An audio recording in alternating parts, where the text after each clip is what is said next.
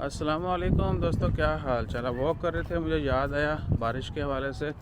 तो भैया कल सलाला रीजन में काफ़ी बारिश हुई है और अभी ख़बरों में यही बताया जा रहा है कि मुसंदम हो गया, तुफार गोनोरेट और कोस्टल एरिया इवन के मस्कत और बाकी इलाकों में भी बारिश के इम्कानात हैं और हैवी बारिश यानी वो हो सकती है कल हफ्ते से लेके अगले 3-4 दिन, यानी ये हफ्ते में बारिशें काफ़ी ज़्यादा होने का बताया जा रहा है। बाकी अल्लाह ताला खैर फरमाए, जो भी हालात हों वो हम सब के लिए अच्छे हों और बारिश रहमत की हो, आने वाला वक्त सब के लिए अच्छा हो।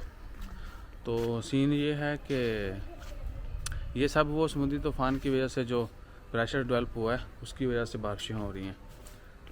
सर्दी वल्लाही बच्चों को लग रही है, वैसे सर्दी है नहीं लोग तो कोट शोट भी पहन के फिर रहे हैं, लेकिन सर्दी नहीं है, हल्की फुल्की कह लेंगे ठंडी हवा है।